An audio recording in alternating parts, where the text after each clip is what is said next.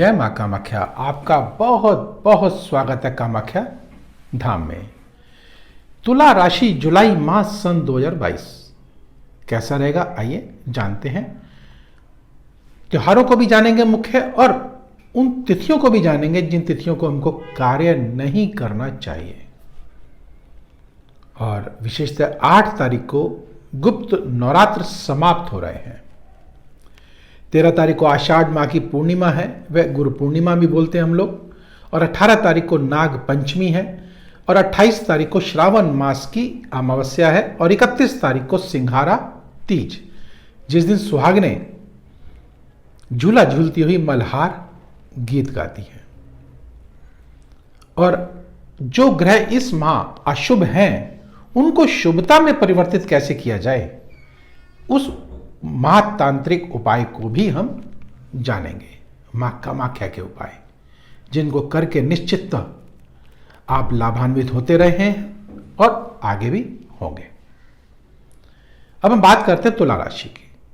अगर हम तुला राशि की बात करें तो शुक्र देव वह छठे भाव में अष्टम भाव पर विराजित है, और सूर्य और बुध वह भाग्य स्थान पर विराजित है। और बुध इस माह 3 बार अपना राशि परिवर्तन करेंगे और 3 कलाएं बदलेंगे।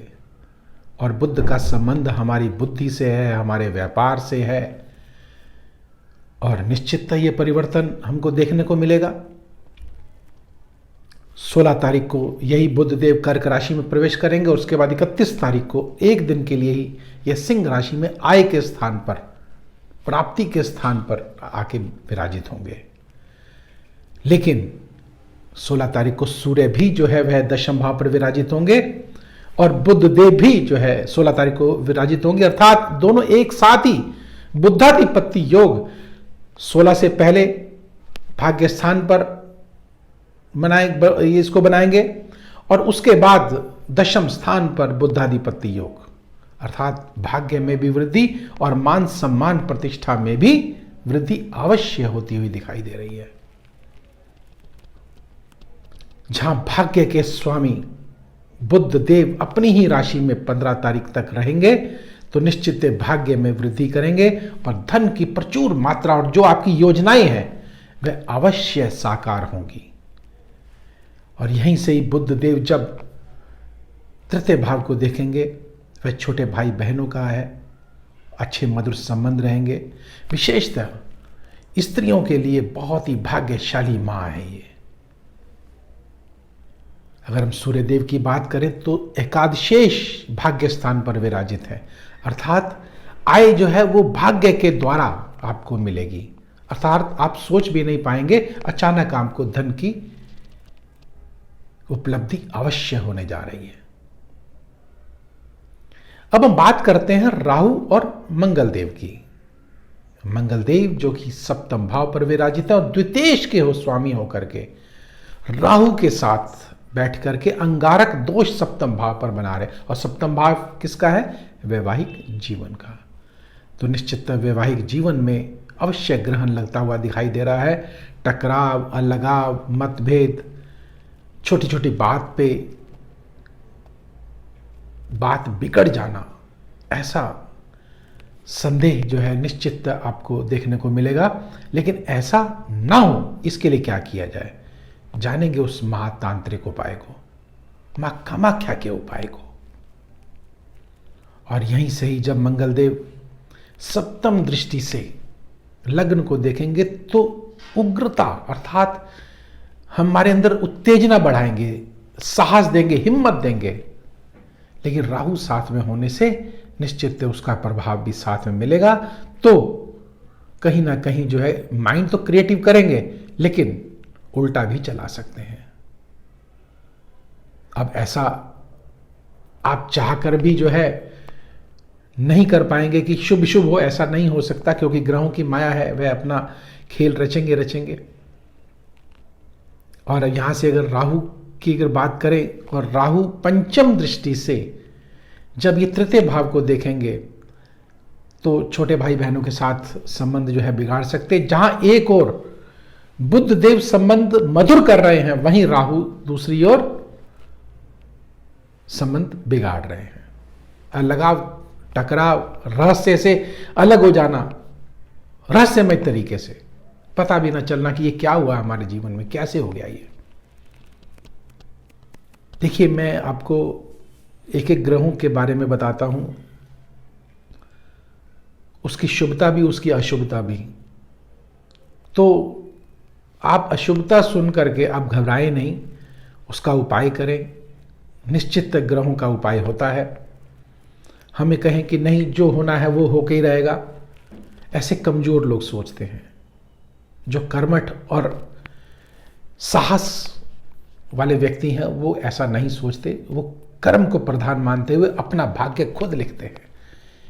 ये जन्म पत्रिकाएं हमारी ग्रहों की जो माया है, ये हमारे पिछले जन्मों से जुड़ी होती। जब हम पैदा होते हैं तब ये स्थिति होती है, तो जो कि जीवन पर्यंत हमारे ऊपर बनी रहती है। उन ग्रहों का प्रभाव रहता ही है, कभी शुभ तो कभी अशुभ। कई बार हम सोचते कुछ हैं और होता कुछ है, तो ये इन ग्रहों का प्रभाव है। हम ये नहीं कह सकते कि इनका प्रभाव नहीं होता। जिस प्रकार से देखो, बरसात का कोई पता नहीं कि कब आ जाए, लेकिन हमारे पास अगर छाता होता है तो हम बच सकते हैं, या कोई जगह पर हम रुक करके विश्राम करके थोड़ी देर बरसात रुकने का इंतजार कर सकते हैं। तो ये हमको ज्योतिष सिखाते हैं, या ज्योतिष शास्त्र में ये सी चीज कि कब ग्रहों का कुप्रभाव हमारे ऊपर रहेगा और क्या उसका उपाय है।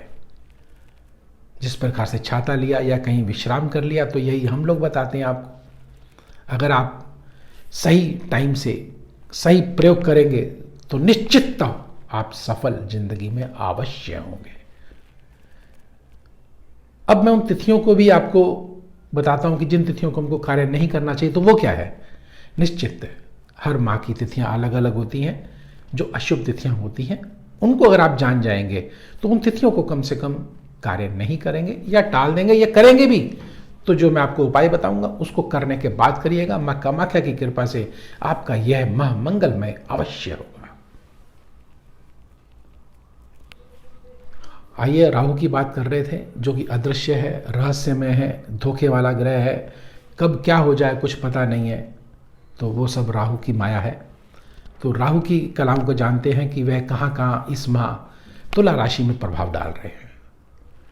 अब यहीं से ही सप्तम दृष्टि से राहुदेव लग्न को देखेंगे, हमारे मस्तिष्क को देखेंगे, तो मस्तिष्क को उथल पुथल अवश्य करेंगे, निश्चित करेंगे। एक उत्तेजना से भर देते, मंगलदेव है ना, उत्तेजना से, साहस से भर देंगे, जोश से भर देंगे। हम सोचेंगे बाद में कि ये हमारे साथ क्या हुआ। लेकिन अगर आपकी कुंडली में राहुदेव की शुभता है तो फिर तो कहने ही क्या है। ये आपको क्रिएटिव माइंड देंगे। जितने भी ऊंचे पदों पर पहुंचने वाले व्यक्ति हैं वह सब राहु की माया के अंदर ही आते हैं। राहु अगर शुभ अगर होंगे तो आप उन उपलब्धियों को अवश्य छू जाएंगे, या यूं कहें कि आपके सिर के ऊपर ताज या झंडा अवश्य लगेगा। अब यहीं से राहुदेव नवम दृष्टि से जब एकादश भाव को देखते हैं तो एकादश भाव आय का भाव है, प्राप्ति का भाव है। अर्थात राहु की माया द्वारा आपको आय की प्राप्ति, कमाल की बात है। अर्थात शेयर बाजार, लॉटरी, सट्टा जिसको आप बोलते हैं, अवश्य लाभ होगा, निश्चित लाभ होगा। सभी ग्रहों के बारे में तो बताना मुश्किल है, वीडियो बहुत लंबा हो जाएगा। अगर आपकी कोई व्यक्तिगत अगर समस्या है तो नंबर स्क्रीन पर चल रहे हैं, आप हमसे संपर्क कर सकते हैं और मां कामाख्या के उन अचूक उपायों द्वारा अपने जीवन को सार्थक बना सकते हैं। आइए अब उन पहले तिथियों को जान लेते हैं जिन तिथियों को हमको शुभ कार्य नहीं करना चाहिए या कार्य करना ही नहीं चाहिए। 5, 6, 13, 14, 23 और 24 तारीख भूल कर भी इन तिथियों को कार्य ना करें। अगर करना भी पड़े तो एक छोटा सा उपाय है,